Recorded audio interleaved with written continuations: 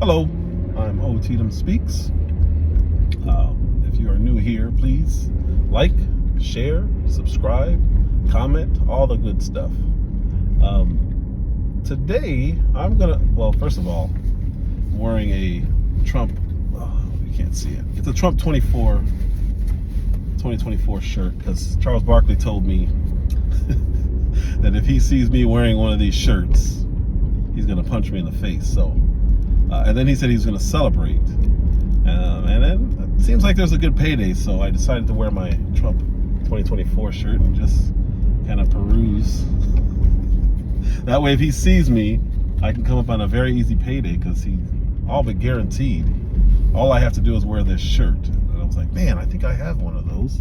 Now, it's not the mugshot one, so hopefully he doesn't hold me to those specifics, but I was like, ooh, my wife bought me one of those shirts. I'm gonna go ahead and put that on and hopefully run into Charles Barkley. Anyway, some interesting things have happened.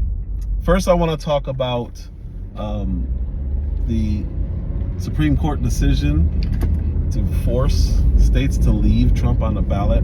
And then I want to talk about Fani Willis and the Senate investigation. So first of all, Supreme Court Justice Sotomayor has never been called MAGA or on the right at all or conservative or Republican, anything like that, because everyone knows that would be an outright lie.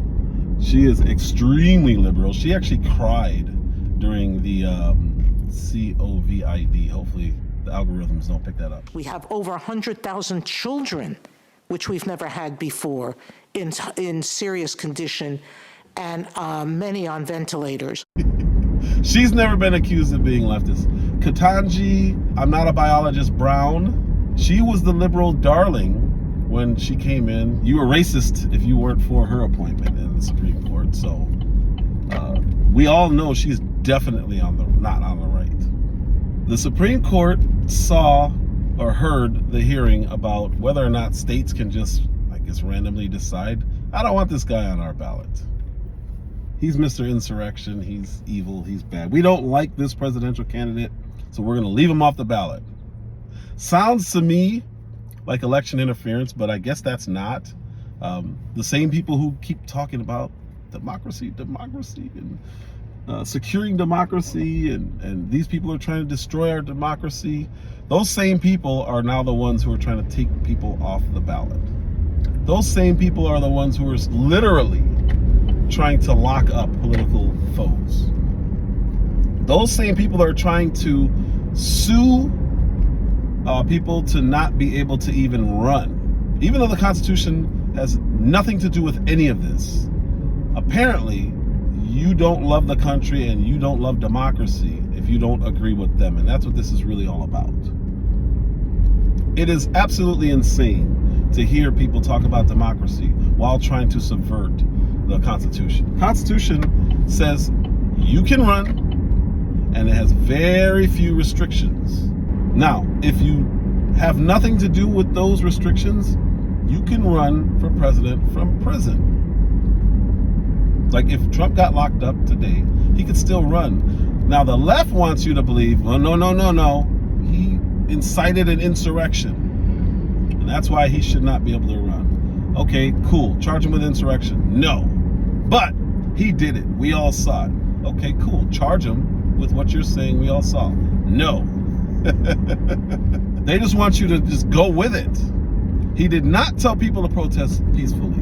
Those people all had weapons, apparently, that weren't just flagpoles. It was an unarmed insurrection. How do you overtake an entire country by taking one building and protesting at it? All of a sudden, the entire country just stops and ceases to exist if you're able to get into the Capitol and declare, no weapons, just declare the country's over. We hereby declare an insurrection. Anyway, these people are trying every way possible to stop Trump from running. They took him off of social media, and this is going to bleed over into the next topic. They took away his freedom of speech. Anytime they start trying to sue him, they try to put him on gag orders. Again, trying to take away freedom of speech. Why is this a problem? Well, this is a problem because the Supreme Court just said, no, we're not doing this. The Supreme Court ruled that former President Donald Trump can't be kicked off states' ballots based on the Constitution's 14th Amendment. Representative Kelly Armstrong says he believes this was the right ruling because voters should decide who's going to be the next president. He says it's not up to the bureaucrats in Colorado or Maine or anywhere else to make that decision. The states can't just arbitrarily decide, we don't want Joe over here on the ballot. We want Sally on the ballot. Okay, is that democracy?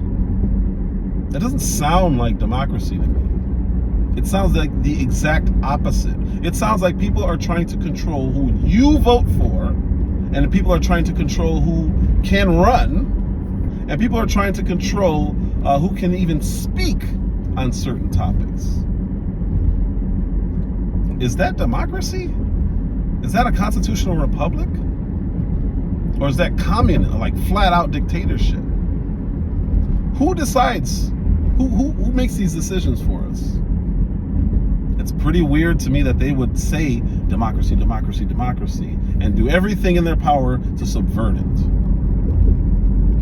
Anyway, I just wanted to talk about that because I found it hilarious. The Supreme Court is now being called MAGA, the MAGA court. Why are they being called the MAGA court?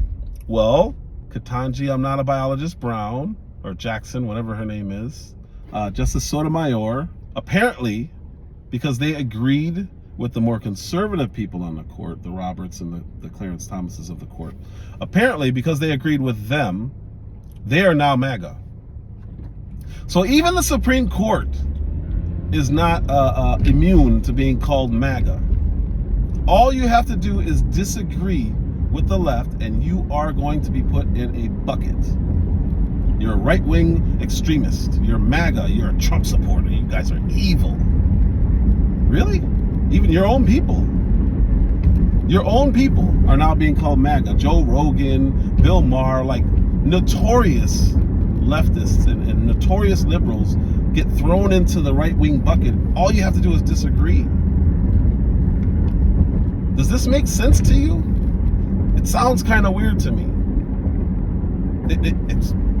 I don't understand how anyone can think that this is democracy. The threat to democracy is disagreeing with me. That's the world we're living in right now. Anyway, on to the next topic.